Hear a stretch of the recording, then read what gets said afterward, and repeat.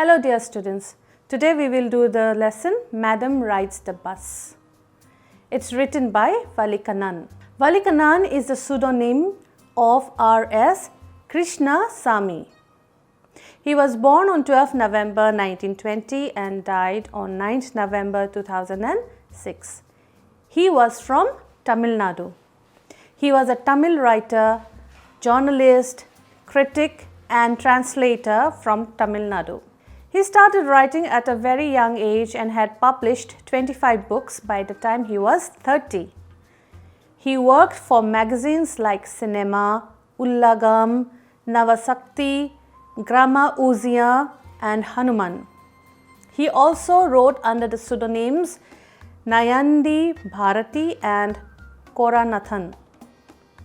He wrote a total of 75 books in his life, novels, poetry collections, plays and essay anthologies. He was awarded the Sahitya Academy Award for Tamil for his critical work on modern Tamil poetry in the year 1978. Now let us go to the lesson Madam Rides the Bus.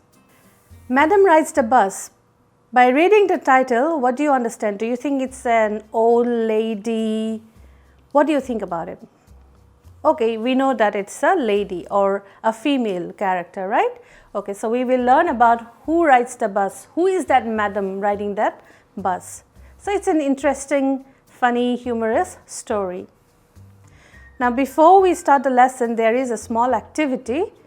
So let us do that activity first. Okay, now the first activity. Look at the words and phrases given below. Then put a tick against the ones you think you will find in the text. A set of passengers, get off the bus, tickets please, a row of seats, blowing a whistle, get on the bus, platform, a roar and a rattle, slowing down to a crawl. Do you think you'll get any of these words? Of course, they are all related to a bus journey. So we will definitely find it in the text. Now let us go to the second activity. You must have traveled by bus more than once. I'm sure everybody has. What can you see from a fast moving bus? Given below are some suggestions.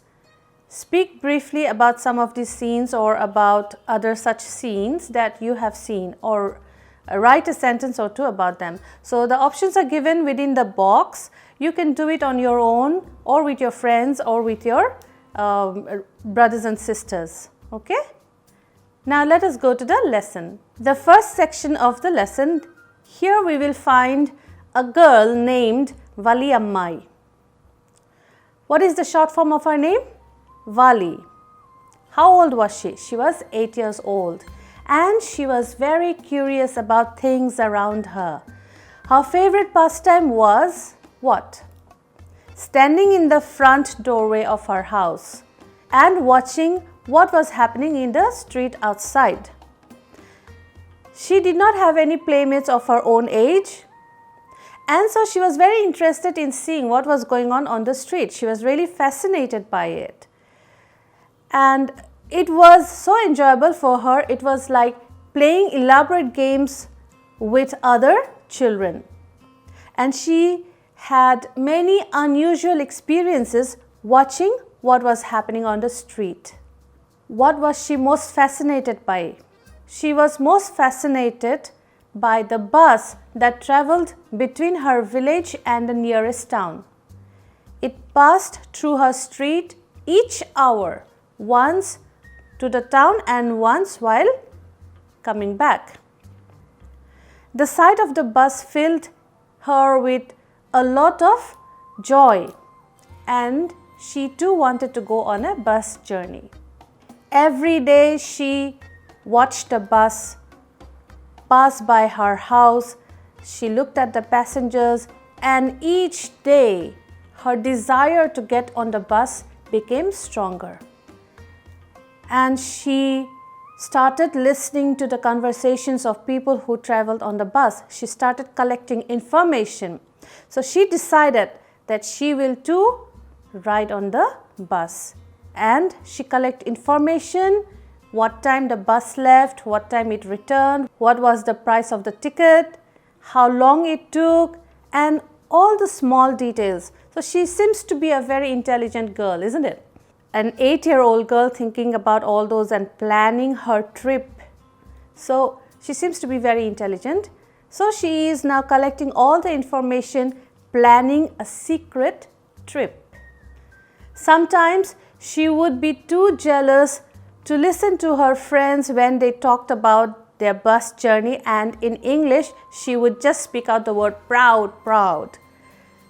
But they did not understand the real meaning of the word proud, but then she would just shout out the word proud to show disapproval of what her friend was saying, because she used to be jealous because she also wanted to have a bus journey. Now, what are the details that she has collected? That the town was 6 miles from her village and the fare was 30 paise one way. 30 paise, you might be thinking, what is it? It is a story which was written long time back.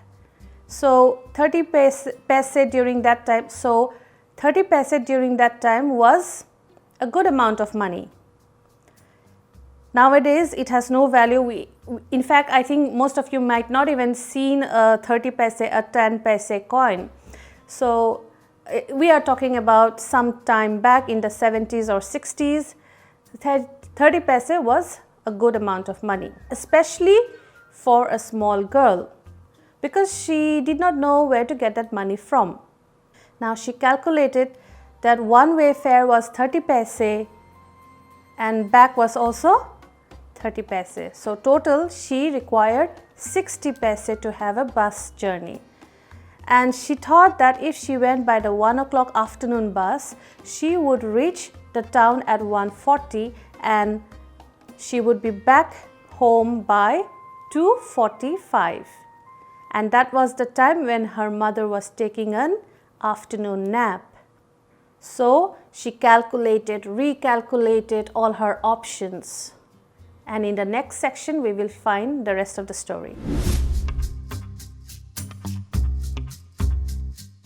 Hello dear students, today we are going to do the lesson The Making of a Scientist by Robert W. Peterson. Robert W. Peterson was born in 1925 in Pennsylvania and he died on 11th February 2006. He was an American newspaper writer who became a freelance author of magazine articles and books, especially on the topics of sports and scouting. His 1970 Chronicle of Negro League Baseball entitled Only the Ball Was White was hailed by the New York Times as having recaptured a lost era in baseball history and a rich facet of black life in America. The baseball commissioner at the time, Bowie Kuhn, later credited Peterson's book with having focused greater attention on the accomplishments of Negro League players, leading to their admission to the Baseball Hall of Fame. Now, let us begin the lesson, The Making of a Scientist. Richard E. Bright has received the Searle Scholar Award and the Shearing Plough Award for Biochemistry and Molecular Biology. It was his fascination for butterflies that opened the world of science to him. This is what you can see on your book on the top right hand side. This lesson is about the person Richard E. Bright and how he received the Searle Scholarship and the Shearing Plough Award for Biochemistry and Molecular Biology, and how a certain event, that is collecting butterflies, increased his curiosity and led him towards scientific research and studies. Before the start of the section, you will find a few questions. The first one is, how did a book become a turning point in Richard E. Bright's life? Next question is, how did his mother help him? So you will find the answers of these questions in the section that we are going to do. You can see the beginning. At the age of 22, a former Scout of the Year excited the scientific world with new theory on how cells work. You know that everything in the world is made up of cells. Even our body is made up of cells. All living organism is made up of cells. So this Scout of the Year, he found something very exciting to the scientific world. That means who is interested in science, the people who are interested in science. So it was an exciting news to the scientific world that a new theory was found out about how cells worked.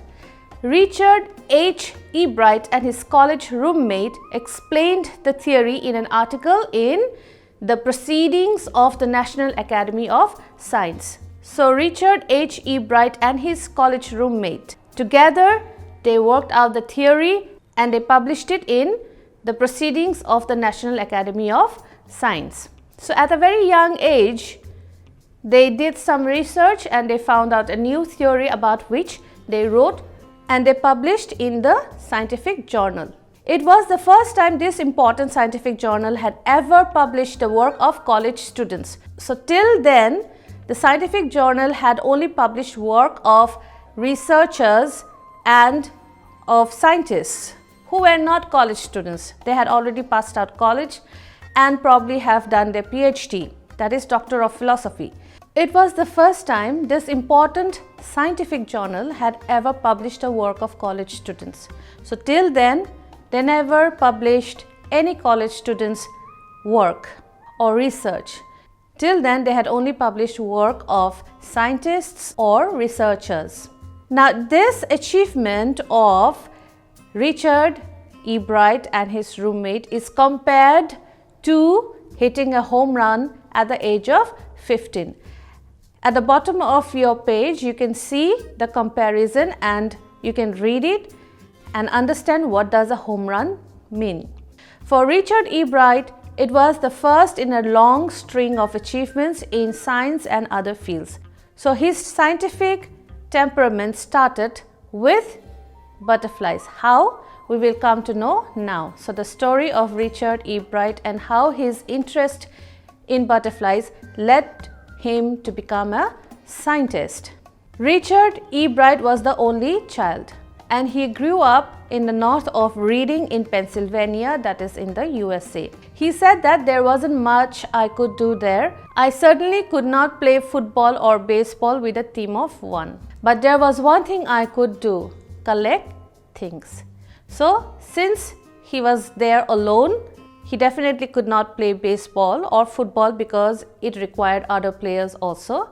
But there was one thing as a lone person that he could do, that is collecting things. And so he did, and did he ever. Beginning in kindergarten, E. Bright collected butterflies with the same determination that has marked all his activities.